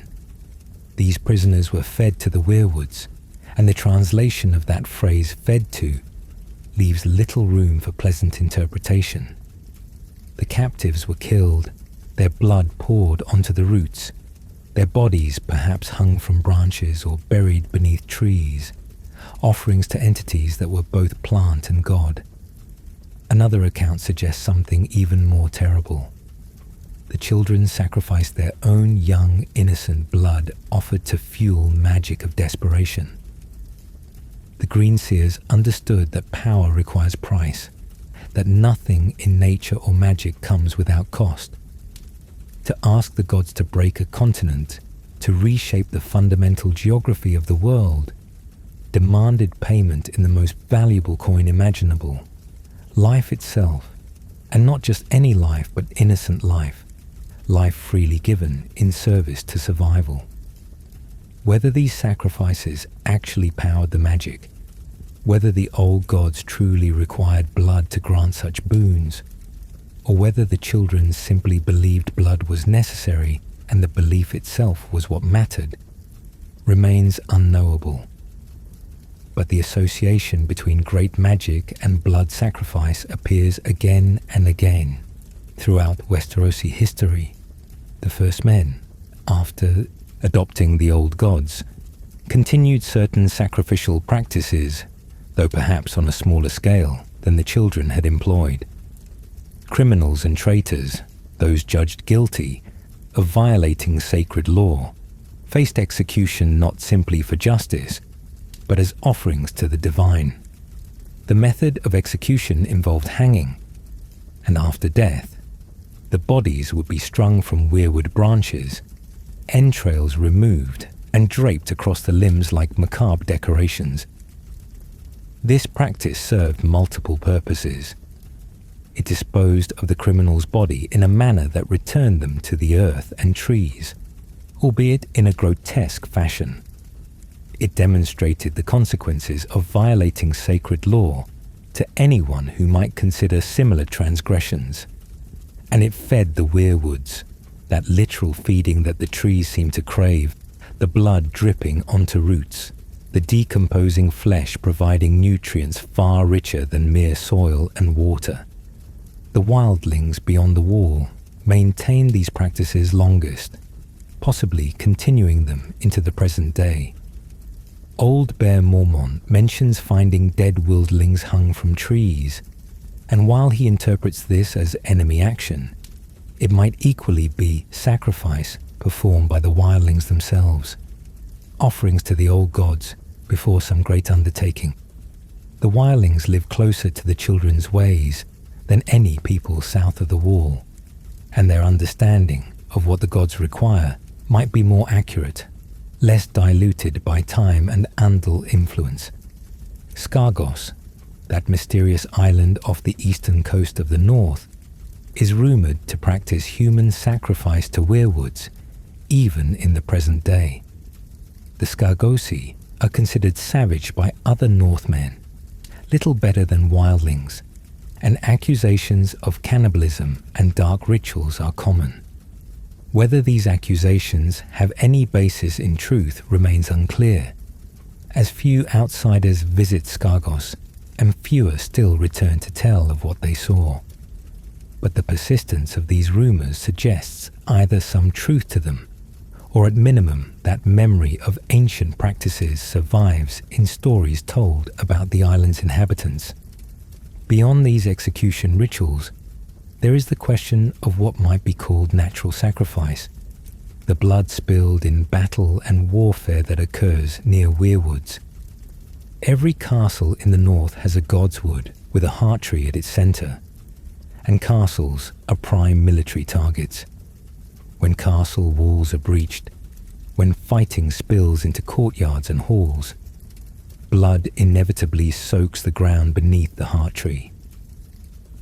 After the Red Wedding, the Freys and Bolton slaughter Robb Stark's men within the Twins, and some of that blood surely reached the roots of any weirwoods growing there. Does this unintentional sacrifice carry the same power as deliberate ritual killing? Do the trees distinguish between blood spilled in their honor and blood that happens to fall near their roots? Or is blood simply blood, life force that the Weirwoods absorb regardless of the intent behind its spilling. The trees do not answer such questions, maintaining their eternal silence, their faces frozen in expressions that reveal nothing of what they think or feel or desire. There is also the matter of weirwood paste, that substance the children create from weirwood seeds and sap, which grants visions and opens the mind to greenseer abilities. Bran consumes this paste as part of his training with the three-eyed raven, and the description of it is unsettling. It tastes of blood and earth. Its texture recalls human flesh, and Bran suspects on some level that it contains more than just tree sap and seeds. Jojen Reed vanishes from the cave after Bran begins his training, and dark theories suggest that Jojen himself, or at least his blood, became part of the paste. This raises the horrifying possibility that creating greenseers requires human sacrifice, that the paste, which awakens the gift, it literally formed from human remains mixed with weirwood substances. If true, it would mean that every greenseer, including Bran himself, has consumed human flesh and blood as part of their transformation. The children do not confirm or deny this, simply stating that the paste is necessary, that Bran must eat or his gifts will never fully manifest. The significance of blood in old gods' worship extends to oaths and promises. When a particularly serious vow is made, when the stakes are highest and the need for binding commitment greatest, the swearer might cut their own hand or arm, allowing blood to fall on the ground before the heart tree, or even placing a bleeding hand inside the carved mouth of the face. This blood offering seals the oath in a way that words alone cannot, creating a bond between the swearer and the gods that supposedly cannot be broken without dire consequence. Whether such blood oaths carry actual magical weight or serve purely as psychological reinforcement remains debatable. But those who swear such oaths believe in their power, and belief shapes reality in subtle ways. A man who has bled before the gods might keep a promise he would otherwise break, might honor a commitment that has become inconvenient simply because he believes that failing to do so will bring divine retribution. The very act of carving faces into weirwoods involves a form of bloodletting. The children used dragon glass blades to cut into the bark, and the trees responded by weeping red sap from the wounds. This sap pools in the carved eye sockets, giving the impression of bloody tears, and the mouths seem to drip as if gorging on gore. The faces themselves are wounds in a sense, permanent injuries inflicted on the trees that never heal, but instead become points of connection between the physical and spiritual realms. There is something vampiric about weirwoods when considered from this perspective. They are sustained by blood, grow stronger when blood is spilled near them, bear faces that weep blood-like sap, and they offer a form of immortality to those willing to merge with them at the cost of their physical existence. The greenseers who bind themselves to weirwoods do so through a process that involves the trees essentially consuming them, roots growing through flesh, transforming human tissue into woody material, until person and plant are inseparable. This vampiric quality is not evil in any conventional sense, any more than a predator killing prey is evil. It is simply the nature of these beings who exist at the intersection of plant and spirit, who draw power from death to sustain their eternal watching. The old gods require blood, not because they are cruel or sadistic, but because blood represents life force in its most concentrated form, and they feed on life to maintain their consciousness and power. The decline in blood sacrifice after the Andal invasion represents a fundamental change in the nature of old gods' worship. The Andals viewed such practices with horror, considered them barbaric remnants of primitive demon worship. As they conquered the south and converted most houses to the faith of the Seven, they suppressed any remaining sacrificial rituals. Even in the north, where the old gods held firm against the new faith, the practices became less overt, performed only in the most traditional families or in the wildlands beyond the wall, where Andal influence never reached. This decline in the sacrifice may have weakened the old gods, or at least weakened the connection between the divine and mortal realms. If the trees truly drew power from blood offerings, then the cessation of such offerings would leave them diminished, less capable of manifesting their will in the world. This could explain why magic seems to have faded from Westeros, why greenseers became rarer, why the connection between humans and the old gods grew more distant and theoretical, rather than immediate and powerful. But blood has a way of flowing, regardless of human intention. Wars have been fought across Westeros for thousands of years, and every battle spills blood onto soil where weirwoods once grew or still grow. The Red Wedding alone killed hundreds in violation of the most sacred laws of hospitality, their blood feeding the earth, and perhaps reaching down to ancient roots that still hunger. If the old gods draw power from blood, then the War of the Five Kings, with its countless dead, may have inadvertently strengthened them, renewed them, awakened them from long dormancy. The return of magic to the world coincides with unprecedented bloodshed. Dragons are reborn in fire and death. The White Walkers wake from 8,000 years of slumber. Greenseer abilities manifest in the Stark children.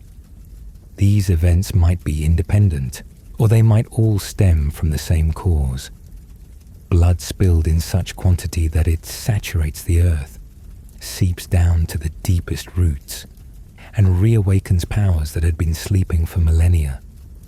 In this light, the faith of the old gods appears less passive and contemplative than it might seem to casual observers. It is a religion built on sacrifice, on the understanding that power requires payment, that the gods watch and remember, but also hunger, that blood is the currency through which mortals commune with the divine. The Weirwoods stand as eternal witnesses, yes, but they are also eternal consumers, drawing sustenance from death, growing strong from the life force of those who fall before them or are offered to them. Every castle in Westeros has its godswood, but not all godswoods are equal. Some are mere gardens with perhaps a weirwood, or more commonly, a regular oak serving as a heart tree, maintained more from tradition than genuine devotion. But others are ancient, primal places that predate the castles built around them. Wild groves that have been witness to events stretching back to the Dawn Age.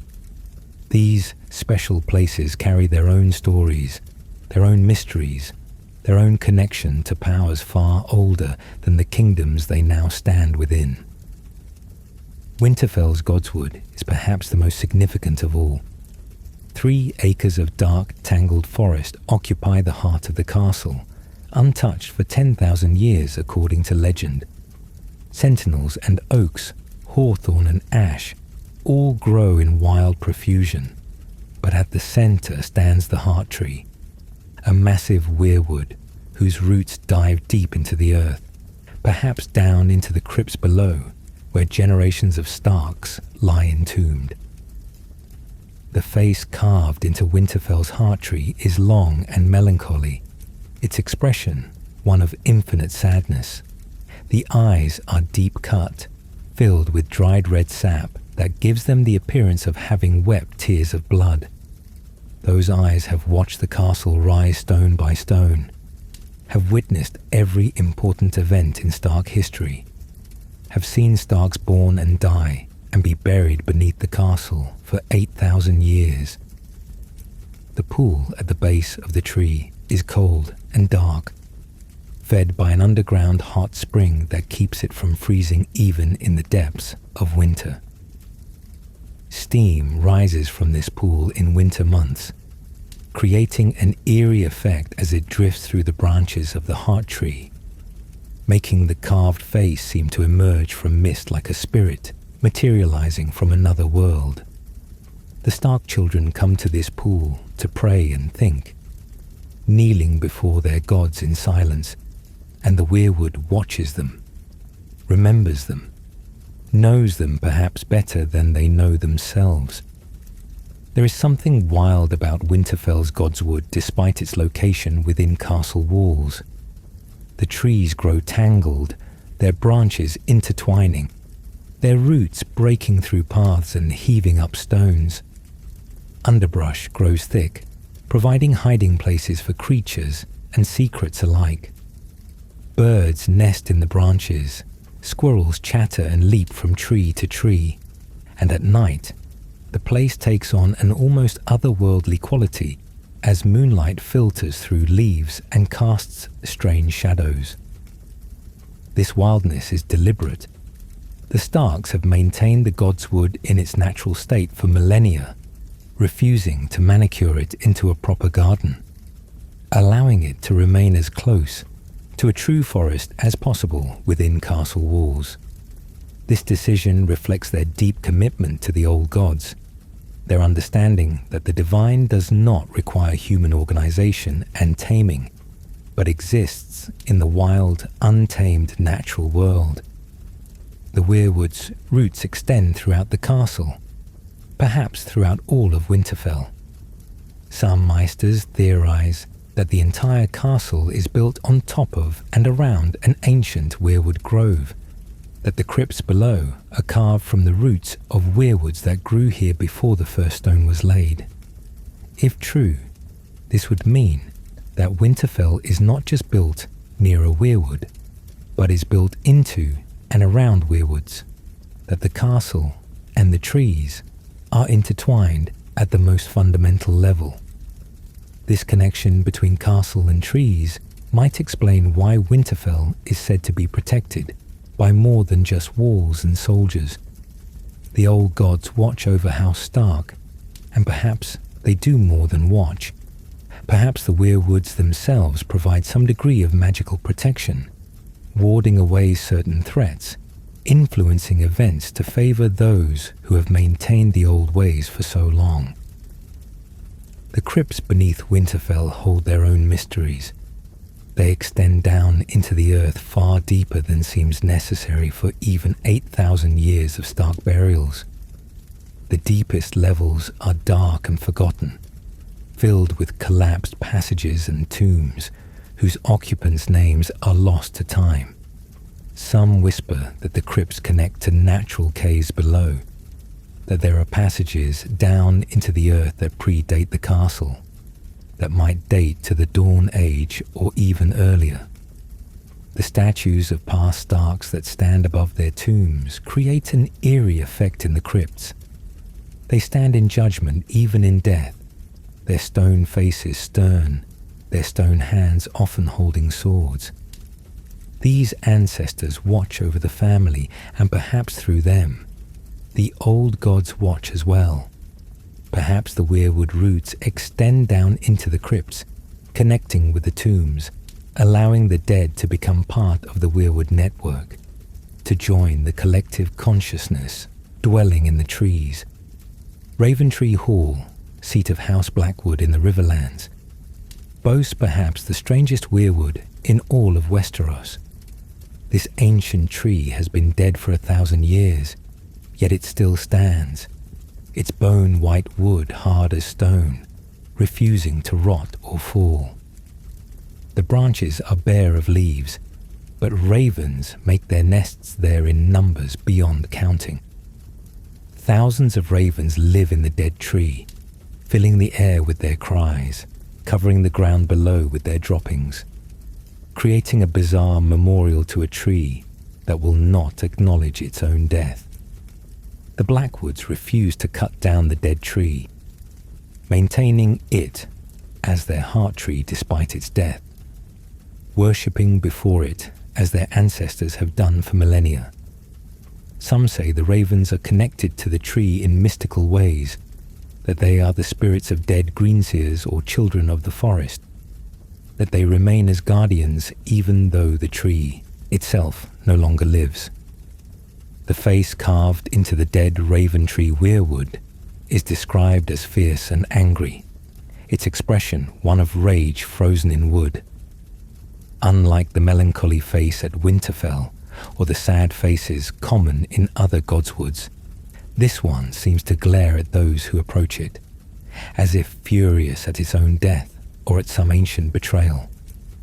What caused this tree to die while others survived remains unknown, but the Blackwoods insist that the old gods still watch through its dead eyes, that death has not severed the tree's connection to the divine. High Heart, that sacred hill in the Riverlands, represents perhaps the greatest loss of Weirwoods in known history. Once, 31 ancient Weirwoods crowned this height, their carved faces watching in every direction, creating a place of tremendous spiritual power. The children of the forest considered High Heart one of their holiest sites, a place where the boundary between mortal and divine grew thin. Then came Eoreg the Kinslayer and his Andal followers, who cut down all 31 trees, leaving only stumps. The massacre of the Weirwoods at High Heart became a symbol of Andal destruction of the old religion, a desecration so profound that the very hill itself is said to remain cursed. Even in the present day, 6,000 years later, no trees will grow on High Heart's crown. The stumps of the Weirwoods remain, white and bone-like, refusing to decay, and a ghost is said to haunt the site, the spirit of a child of the forest who died defending the grove. The Isle of Faces remains the greatest concentration of Weirwoods south of the Neck, though no outsider has seen them in living memory. The entire island is said to be covered in Weirwoods, every tree bearing a face carved to witness the pact between children and first men. The green men guard this place, tending the trees, ensuring no desecration occurs, maintaining the ancient traditions even as the rest of the south has forgotten them. Howland Reed, Lord of Greywater Watch, is the only person in recent history known to have visited the Isle of Faces. He spent time there before the tourney at Harrenhal, before he met Ned Stark and became embroiled in the events that led to Robert's rebellion. What he experienced on the Isle, what he learned from the Green Men, remains a secret he has never shared. But many believe that whatever happened on the Isle of Faces changed Howland fundamentally, gave him knowledge or abilities that allowed him to save Ned's life at the Tower of Joy, and to later play a crucial role in making Bran king. Beyond the Wall, Weirwoods grow in numbers not seen south of the Neck since the Dawn Age. The haunted forest is filled with ancient groves, where faces were carved by the children themselves, not by humans imitating the practice. These northern Weirwoods are larger, older, their carved faces more terrible and strange than those in the godswoods of castles. Their red sap flows more freely, and their connection to the old god seems stronger, less diminished by a distance from the places where children still dwell. The wildlings maintain their own relationships with these Weirwoods, worshipping before them, burning their dead nearby to return spirits to the earth and trees more quickly. They claim they can hear the old gods speaking in the rustle of leaves, can interpret the will of the divine through natural signs and omens. Whether this ability is genuine or simply superstition remains unclear, but the wildling's faith is no less real for being less structured than southern religion. In the frozen lands far north of the Wall, in the lands of always winter where few dare travel, there might be Weirwoods unlike any found elsewhere.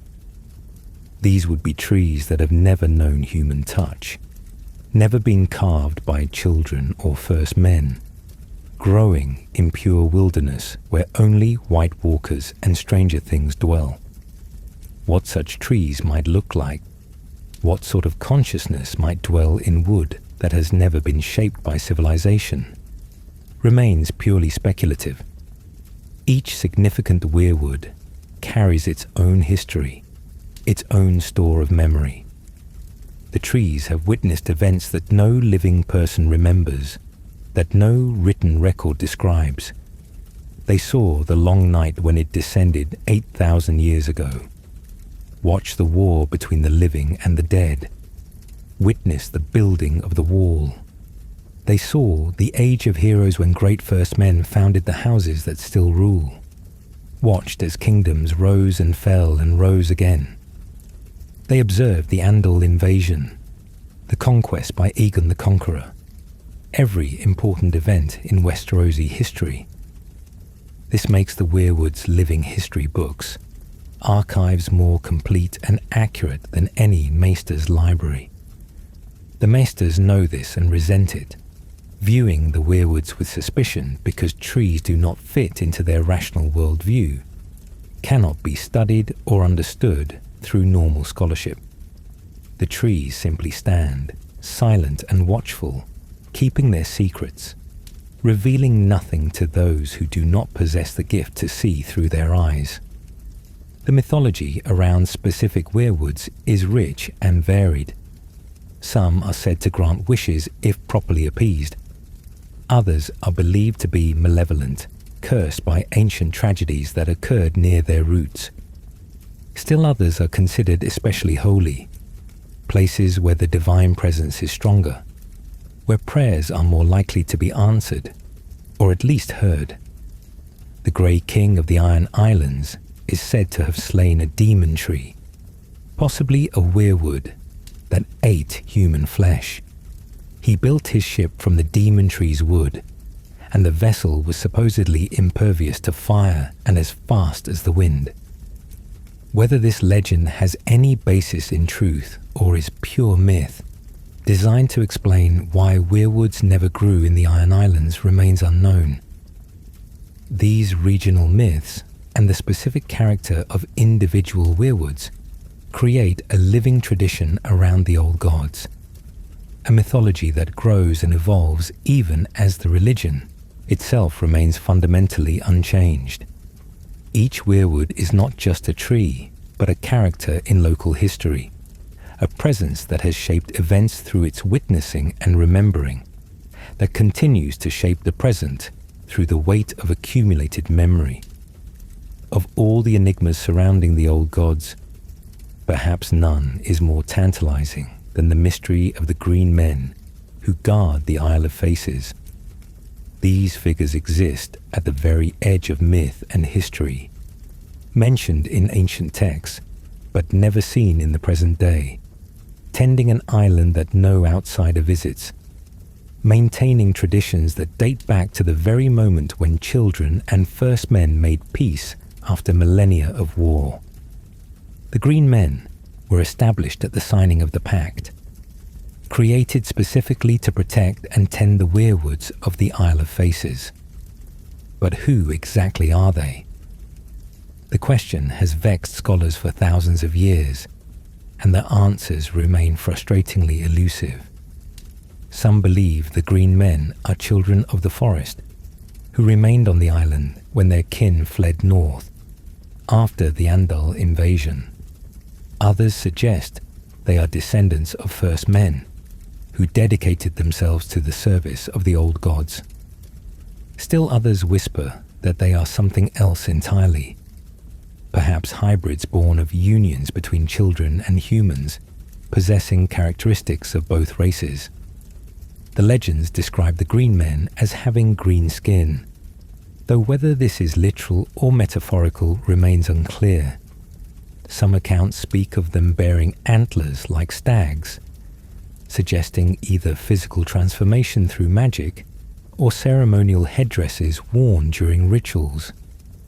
They are said to possess deep knowledge of the old gods, of the Weirwoods, of magic that has been forgotten everywhere else in Westeros. They speak the old tongue, that ancient language of the children that few humans can understand. What we know for certain is remarkably little. The Isle of Faces sits in the center of the God's Eye, that vast lake in the Riverlands where the pact was signed. The island is covered with weirwoods, every single tree bearing a face carved to witness the peace between children and first men. These hundreds of trees create what must be the most powerful concentration of old God's presence in all of southern Westeros, a sacred grove that has remained inviolate for 10,000 years. The island is difficult to approach. Mists gather around it, making navigation treacherous. The currents in the lake seem designed to push boats away from the shore. Those few who have tried to visit uninvited report a sense of profound unease, a feeling of being watched by unseen eyes, a conviction that they are trespassing on ground so holy that their very presence constitutes desecration.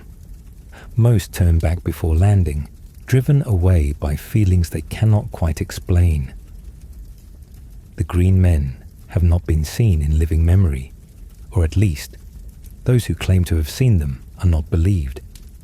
They do not leave the island, do not trade with the mainland, do not communicate with the lords whose lands surround the God's Eye. They exist in isolation so complete that many Meisters doubt they still exist at all, suggesting that the order died out centuries or even millennia ago, that the Isle of Faces is now simply a wilderness preserve, empty of human habitation, but protected by superstition and tradition. But the few accounts that might be credible suggest otherwise. Howland Reed, the reclusive lord of Greywater Watch, visited the Isle of Faces before the tourney at Harrenhal. The exact circumstances of his visit remain mysterious. Did he seek out the island deliberately, or did he stumble upon it by chance? Did the green men invite him, or did he force his way onto the island against their wishes? We do not know, because Howland has never spoken of what he experienced there. What we do know is that something changed for Howland on that island. Before his visit, he was a young Crannogman, attending his first tourney, shy and out of place among the great lords of the realm. After his visit, he became involved in events that would reshape the entire future of Westeros. He befriended Ned Stark, fought in Robert's Rebellion, saved Ned's life at the Tower of Joy through means that have never been fully explained, and eventually became one of the few people who knew the truth about Jon Snow's parentage. There are theories, of course. Some suggest the Green Men gave Howland knowledge of future events, visions granted through Greenseer magic that allowed him to be in the right place at the right moment. Others believe they taught him magic, perhaps the same magic the children once wielded, giving him abilities that let him defeat the legendary Sir Arthur Dayne when all others had failed. Still others think the Green Men simply provided counsel and wisdom, helping Howland understand his role in the great events to come. The connection between the Green Men and the Crannogmen seems significant. The Crannogmen are a peculiar people, smaller than other humans, living in harmony with the swamps and bogs of the Neck, possessing an unusually high incidence of Greenseer gifts. Some scholars believe the Crannogmen are descended from children who remained in Westeros after their kind fled north, or from human children hybrids created during the age when both races lived in peace. If true, this would make the Crannogmen the last remnant of that ancient mixing of bloodlines. Perhaps the Green Men recognized kinship in Howland Reed, saw in him traces of the children's blood that runs in Crannogman veins. Perhaps they allowed him onto the island because of this connection, because he was not fully an outsider, but carried within him a fragment of what they guard and protect, Perhaps they saw in him someone who could be trusted with secrets, someone who would use knowledge wisely rather than for personal gain or ambition. The Isle of Faces played a crucial role in the magic that tried to stop the First Men's invasion. Some accounts suggest that the children gathered on this island to work the Hammer of the Waters, the ritual that shattered the Arm of Dawn, and later attempted to flood the Neck. The concentration of weirwoods would have made it an ideal place for such magic, each tree serving as a conduit for the power the Greenseers channeled. If this is true, then the island has been saturated with powerful magic since the Dawn Age, soaked in the blood of sacrifice, marked by rituals of a scale and power not seen since. Such magic would leave traces, would affect the land itself in ways that persist across millennia. Perhaps this is why the island remains so strange, why it resists visitors, why those who approach feel such profound unease. The very ground remembers what was done there, and that memory makes it inhospitable to outsiders.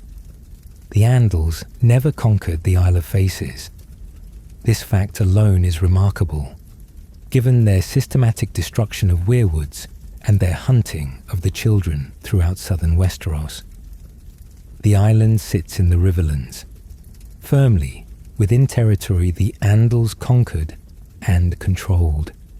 Yet they never assaulted it, never cut down its weirwoods, never attempted to destroy the sacred grove or kill the green men who tended it. Why not? Did they try and fail, driven back by magic or by the fighting prowess of the green men? Did they attempt to approach and find themselves unable to land, turned away by mists and currents and overwhelming dread? Or did they recognize the island as so sacred that even in their religious fervor, they dared not violate it, fearing consequences that transcended anything they could prepare for? The fact that the Isle of Faces survived the Andal invasion makes it unique in southern Westeros.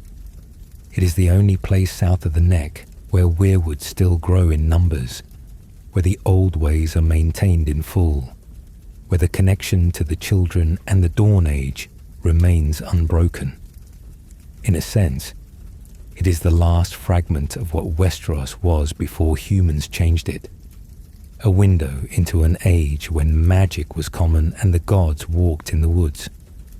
The weirwoods of the Isle of Faces must contain memories beyond anything accessible elsewhere. They witnessed the pact itself, saw the children and first men clasp hands in peace after thousands of years of war. They watched as every tree on the island was carved with a face specifically to remember this moment, to ensure the agreement would never be forgotten. They have stood witness to every event on and around the lake for 10,000 years. If a Greenseer could access these trees, could look through their eyes and into their memories, what might they see? The entire history of the Riverlands would be laid bare. Every important meeting, every secret council, every murder and betrayal and act of heroism that occurred within sight of the lake, all preserved in the wood, waiting for someone with the gift to access it. Perhaps this is why the green men maintain such isolation. Perhaps they guard not just trees, but memories, secrets that could shake kingdoms if revealed, knowledge that must be protected until the proper time for its revelation. Perhaps Howland Reed gained access to some of these memories during his visit, saw things that explained the past and illuminated possible futures, knowledge that he has kept silent about because the time is not right for its telling. There is also the question of what role, if any, the green men might play in future events. They have remained isolated for thousands of years, but isolation is a choice that can be unmade. If the long night returns, if the White Walkers march south as they did 8,000 years ago, would the green men emerge from their island to aid in the defense of the living? Do they possess magic or knowledge that could turn the tide in such a conflict? The return of magic to the world might affect the Isle of Faces and its guardians. If the Weirwoods are growing stronger, if the old gods are waking from dormancy, then the place where Weirwoods are most concentrated would feel these changes most profoundly. The green men might be experiencing a resurgence of power, a renewal of abilities that had been fading for millennia. They might be preparing for a role they have not needed to play since the Age of Heroes. Some believe the green men possess knowledge about the others, about how they were created and how they might be destroyed. The Night King was created by the children through a ritual performed at a Weirwood, and if the green men are children or have access to children's memories, they might know the specifics of that ritual and therefore understand how to undo it. This knowledge could be crucial to defeating the army of the dead.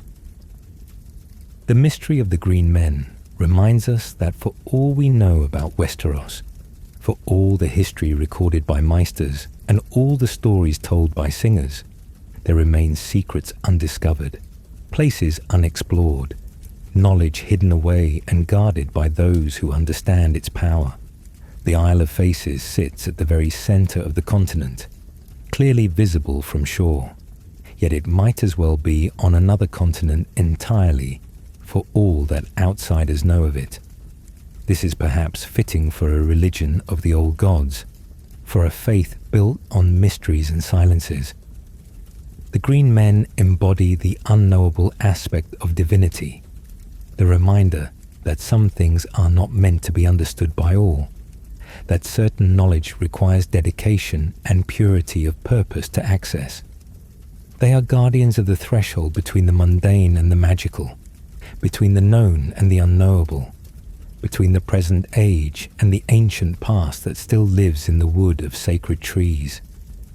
In the deepest darkness before dawn, when castle and forest alike are silent save for the whisper of wind through leaves, the Weirwoods stand in their eternal vigil. They have stood thus for thousands upon thousands of years, will stand thus for thousands more if left, unmolested, watching, always watching, their carved faces bearing witness to everything that transpires before them.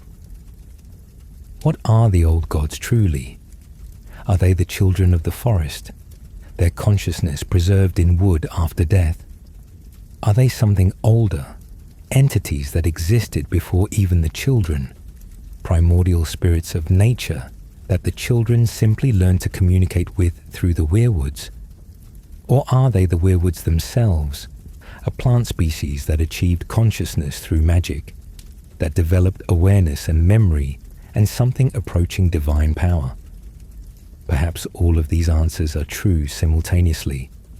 Perhaps the old gods are a collective, a merging of children spirits and ancient nature spirits and the consciousness of the Weirwoods themselves, all blending together into a distributed intelligence that exists throughout the Weirwood network, speaking with 1,000 voices that are also one voice, watching through 1,000 eyes that see as one. This distributed consciousness would explain much about the nature of the old gods. They have no names because they are not individual beings who could be named. They are everywhere and nowhere, present in every Weirwood, but not residing in any single tree. They see everything that occurs before Weirwoods, but cannot act directly, can only whisper and watch and remember. They are patient beyond human comprehension, because trees do not experience time in the same way mobile creatures do, and what seems an eternity to humans is merely a moment to consciousness dwelling in wood. The relationship between believers and the old gods is fundamentally different from the relationship between believers and the Seven, or the Drowned God, or R'hllor. Those gods are separate entities, distinct from their worshippers, divine beings who exist in some other realm, and who may or may not pay attention to prayers and offerings. The old gods are present, immediately and constantly present wherever weirwoods grow, watching through wooden eyes, hearing through the rustle of leaves. This immediacy creates a faith based on the certainty of being witnessed, rather than the hope of being heard. A believer kneeling before a heart tree knows the gods see them, knows their prayer is observed, even if no response comes, knows that nothing they do in sight of a weirwood goes unnoticed. This is simultaneously comforting and terrifying, a permanent accountability that shapes behavior through the simple knowledge that someone, something, is always watching. The old gods make no promises of reward or punishment, offer no clear moral framework beyond basic principles of honor and hospitality. They do not promise their worshippers victory in battle or bountiful harvest or protection from disease. They do not threaten damnation for sinners or promise paradise for the righteous. They simply watch and remember, and in watching and remembering, they judge, though their judgment may not manifest for years or generations or ever. This lack of explicit divine intervention frustrates those raised in other faiths. A priest of Valhalla can call down fire, can bring the dead back to life, can demonstrate the power of his God through miraculous acts. A septon of the seven can point to scripture and theology and history. But a believer in the old gods has only the trees themselves, standing silent, offering no miracles, performing no wonders, simply being present and watchful. Yet perhaps this very absence of flashy miracles and grand gestures is the truest form of divine power. The old gods do not need to prove themselves through spectacular displays, because their power is woven into the fundamental fabric of the world. They are not separate from nature, but are nature itself made conscious. Every stream and stone, every bird and beast, contains within it some spark of the divine, and the weirwoods serve merely as focal points where that divinity can be most clearly perceived. The promise of the old gods, such as it is memory. They will remember you. Long after you die, long after everyone who knew you has died, long after your name is forgotten by historians and your deeds are lost to time, the weirwoods will remember. If you stood before them, if you lived your life in sight of their carved faces, then your existence has been recorded in their eternal wood, stored in their timeless memory, made permanent in ways that no written record can match. This permanence has its own kind of immortality. The children of the forest believed that when they died, they became part of the godhood, their consciousness joining with the Weirwood network. Perhaps this is true for humans as well. Perhaps every person who has ever prayed before a weirwood, every oath taker and bride and condemned criminal, leaves some imprint on the tree, some trace of their existence that persists in the wood long after their physical death. If so, then the weirwoods are not just witnesses, but archives of human experience. Repositories containing the lived experience of millions across thousands of years. A greenseer looking through a weirwood's eyes might not just see events but feel them, experience the emotions of those who stood before the tree, know their thoughts and fears and hopes. The boundary between observer and observed might blur, the greenseer becoming, in some sense, everyone who has ever been witnessed by that particular tree. This makes the weirwoods precious beyond measure, irreplaceable archives that contain within them more history than all the books ever written. When the Andals cut down the southern weirwoods, they did not just destroy trees. They burned libraries, erased archives, committed cultural genocide on a scale almost incomprehensible. Thousands of years of memory, of accumulated experience, of recorded history, simply gone, lost forever when the trees fell and burned. The weirwoods, that survive carry an even heavier burden now, being all that remains of a once vast network. They must remember for all the trees that no longer stand, must hold within them the knowledge and history that was lost when their brothers and sisters were destroyed. And they do remember. The trees forget nothing, store every witnessed moment in their wood, patient and eternal and utterly alien to human consciousness.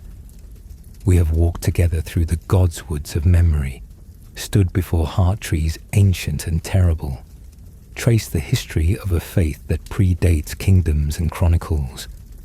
The old gods of Westeros are not like other deities in fantasy or in our own world's mythologies.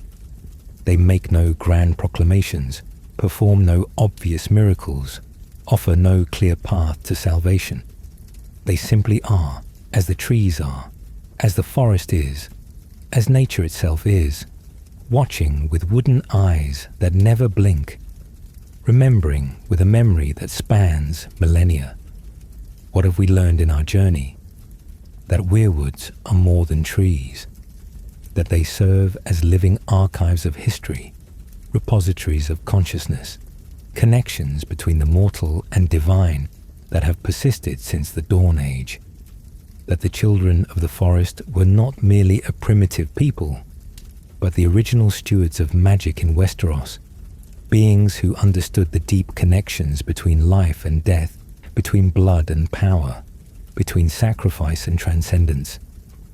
That the pact signed at the Isle of Faces was not just a peace treaty, but a transformation of human consciousness, a conversion that changed the first men from destroyers to protectors, from enemies to worshippers. We have seen how the old gods demand nothing, yet inspire profound devotion, how they promise no rewards yet command absolute loyalty from those who stand beneath their branches. We have traced the dark threads of blood sacrifice that run through the religion's history, understanding that the weirwoods are fed by death, even as they preserve life in the form of eternal memory. We have glimpsed the power of greenseers, those rare individuals who can see through time itself, who can look backward into history and forward into possible futures, who sacrifice their humanity to become part of something greater and stranger.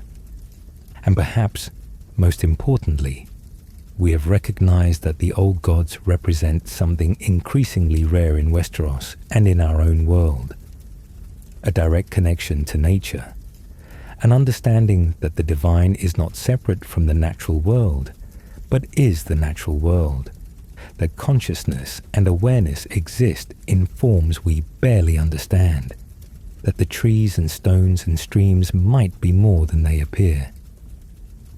The tragedy of the weirwoods is that they are dying, fading from the world as surely as the children who carved them.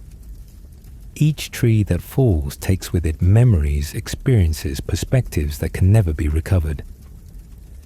The destruction of the southern weirwoods by the Andals represents one of the greatest losses in Westerosi history, comparable to the burning of the Library of Alexandria in our own world, a cultural and spiritual genocide that severed an entire civilization from its past. Yet the weirwoods that survive carry on, patient and eternal, waiting perhaps for a time when humanity remembers what it has forgotten, when the old magic returns and the gods speak clearly once more.